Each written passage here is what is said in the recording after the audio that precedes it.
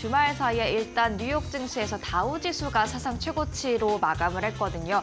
이럴 때 갖고 계신 분들은 기분이 좋겠지만 좀 비중을 늘릴까 고민하셨던 분들께서는 지금이 들어가도 될까라는 고민이 생기실 것 같습니다. 그 고민들 찾아가기 위해 이번 주도 열심히 달려보겠습니다. 네, 다만 이번 주는 추수감사 주간이기 때문에 증시가 휴장도 함께 껴있고요. 주요 경제 지표들도 대거 발표를 앞두고 있는 만큼 변동성은 극심할 수 있겠습니다.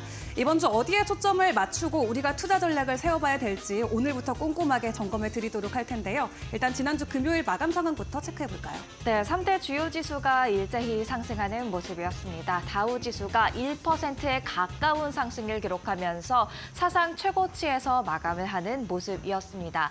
나스닥 지수도 0.16% 오르면서 19,000선 위로 다시금 올라오는 모습이었고요. S&P 500 지수도 0.35% 오름세로 거래를 마치는 모습이었습니다. 한 말 살펴볼까요? 지난주 대선 이후 랠리에 대한 의문이 생기면서 시장이 변동성을 좀 보이긴 했지만 전반적인 펀더멘털이 강하기 때문에 앞으로도 계속 랠리가 이어질 수 있다고 본다라는 긍정적인 시각이 이날 좀 시장에도 우호적으로 작용하는 모습이 아니었을까 싶습니다. 그렇다면 전체적인 분위기도 확인을 해봐야겠죠. 히트맵 준비돼 있습니다. 빅테크에서 경기 민감주, 경기에 민감하게 반응하는 종목들 위주로의 순환매가 이날도 두드러졌습니다. M7 먼저 한번 보시죠. 엔비디아가 주말 사이에 3%대 하락을 기록했고 애플 같은 경우에는 0.6% 가까운 오름세를 보였는데요. 엔비디아만 하락했음에도 불구하고 일단 시가총액 1위 자리는 가까스로 계속해서 지켜내고 있는 엔비디아가 되겠습니다. 애플이 그 뒤를 바짝 다시 추격하고 있고요. 마이크로소프트 1%대 상승을 기록했지만 나머지 종목 보실까요? 아마존, 알파벳 그리고 메타까지도 다 하락하는 모습이었습니다. 테슬라는 좀 예외가 되겠죠. 트럼프 효과 잠시 쉬어가다가 또 받고 쉬어가다가 또 받고 하는 모습들 나오면서 주말 사이에는 또 3%대 상승률을 기록하는 모습이었습니다. 기타 다른 경기 민감주 필수 소비재를 비롯해서 산업재라던가 기타 다른 종목들도 상승하는 모습을 보였는데요. 조금 다른 지도로 한 번 더 볼까요? 그룹별, 섹터별 흐름이 되겠습니다. 섹터별 흐름을 한번 보시면요. 산업재 섹터가 지난 금요일장에서 1.3%의 섹터 상승률을 기록하면서 가장 잘 나갔고요. 그 아래로 필수 소비재와 그리고 재량 소비재 1%대 상승률 기록했습니다. 그리고 금융까지도 1%에 가까운 상승률을 기록했고요. 서학개미 분들이 상대적으로 비중을 크게 갖고 계신 기술주 그리고 커뮤니케이션 섹터는 0.1% 상승 그리고 0.51% 하락하는 모습을 보였죠. 이렇듯 원래의 주도주였던 기술주의 그런 선점보다는 최근에는 경기에 민감하게 더 반응하는 그런 섹터들의 움직임이 돋보이고 있다 확인할 수가 있었습니다.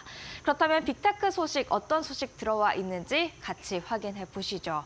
일단 엔비디아 3%대 하락을 기록했던 건 저희가 확인을 했었는데 그래도 전망은 계속해서 좋은 전망이 나오고 있습니다. UBS가 AI 컴퓨팅 산업 전망이 밝다고 본다면서 엔비디아 긍정적으로 본다 또 한 번의 낙관론을 제시하는 모습이었고요. 알파벳 클래스 C 주식은 1.58% 하락을 했는데 알파벳 CEO가 20일 기준으로 약 400만 달러 규모의 지분을 매도했다라는 소식이 전해졌습니다. 구글의 크롬 매각 이슈와 관련해서도 계속해서 알파벳 하방 압력을 받아왔었는데 CEO의 지분 매도인 만큼 조금의 투심의 악영향은 있었을 것으로 보여집니다.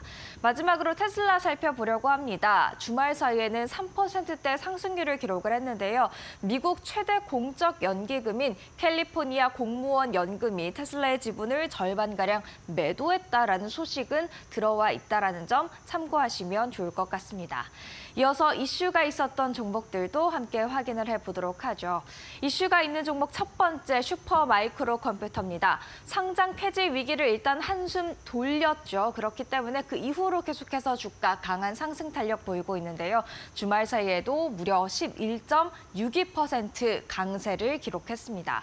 텍사스 퍼시픽 랜드는 토지 신탁 회사가 되겠는데요.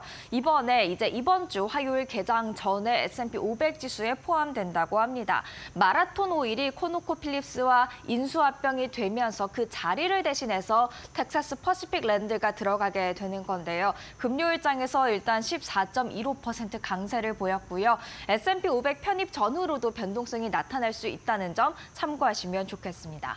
마이크로 스트래테지 6%대 상승을 기록했습니다. 비트코인을 가장 많이 보유하고 있는 회사로 알려져 있죠. 그런 만큼 비트코인 가격과 함께 최근 들어 강세 흐름을 보였는데 일단 비트코인 10만 달러 앞두고 숨고르기에 들어가 있는데 마이크로 스트래테지 과연 이번 주에는 어떤 흐름을 보일지 계속해서 지켜보시는 게 좋을 것 같습니다. 비트코인 이야기가 나와서 간략하게 한번 정리를 해보고 넘어가도록 하겠습니다. 오전 4시 기준 가격이었고요. 그리고 조금 전에도 계속 확인해 본 바 9만 6천 달러 선에서 등락을 반복하고 있는 비트코인이었습니다. 그런데 이제 10만 달러 시대가 코앞으로 다가온 것으로 보여지죠.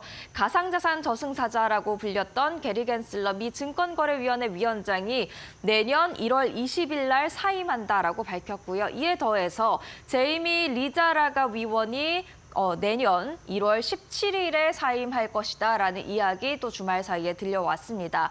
그렇게 되면 현재 5명으로 구성되어 있는 이 미 증권거래위원회 SEC가 트럼프 임기 첫날부터 이 안에 공화당원 수가 더 많이 들어가게 됩니다. 그 말인즉슨 조금 더 트럼프의 우호적인 정책들로 그렇게 만들어질 수 있다. 그럴 가능성이 더욱더 높아졌다라고 볼 수가 있는 것이고요. 그리고 그 기미는 이미 보이고 있죠. 시카고 옵션 거래소에서는 12월 2일부터 비트코인 현물 관련 첫 현금 결제 옵션 상품을 출시한다라고 밝혔습니다. 앞으로 비트코인 가격이 계속해서 이런 우호적인 정책들과 함께 상승 가도를 달릴 수 있을지 체크해 보도록 하시죠. 국채금리도 이어서 체크해 보겠습니다. 2년물과 10년물이 조금은 다른 방향으로 움직였는데요. 2년물 국채금리 4.382%를 기록했고요. 10년물 국채금리 4.4%대를 유지하고 있습니다. 이번 주 개인 소비 지출 가격 지수를 비롯해서 국내 총생산 GDP 성장률이라던가 여러 가지 경제 지표가 나오게 되는데 이에 따라서 FOMC에서 어떤 결정이 내려질지 시장은 다시 한번 가늠할 것으로 예상이 되고 있고요. 그 미국의 기준금리 경로에 따라서 국채금리는 또다시 반응할 수 있다는 점 참고하시면 좋을 것 같습니다. 그리고 달러 인덱스도 살펴보려고 합니다. 2년 내 최고치까지 올라와 있습니다. 금요일 장중에 108 수준까지 이렇게 치솟은 모습 확인을 할 수가 있었는데요. 일단 마감은 107선에 마감이 됐다는 점 참고하시면 좋겠고요. 달러 인덱스가 이렇게 높아졌다는 것은 달러 강세, 즉 우리나라 통화로 생각을 해보면 원화 약세로 풀이가 될 수 있기 때문에 이에 따라서 또 다른 시장의 변동성이 나타날 수가 있겠습니다. 마지막으로 국제 유가와 국제 금값 준비돼 있습니다. WTI 주말 사이에 1.63% 오르면서 배럴당 71달러 선으로 올라왔습니다. 계속해서 우크라이나와 러시아의 전쟁 격화가 혹시라도 원유 시설에 대한 그런 파괴로 이어지진 않을까 그런 우려감이 작용하고 있는 것으로 보여지고요. 중국에서 계속 부양책 나오고 있죠. 중국의 수입 확대가 예상이 되면서 다시 한번 유가 끌어올리는 모습이었습니다. 국제 금값을 보시면요. 마찬가지로 1.4% 상승하면서 온스당 2,700달러 선으로 올라왔습니다. 마찬가지로 지정학적 우려가 안전자산에 대한 수요를 높이면서 금값 함께 상승한 것으로 풀이됩니다.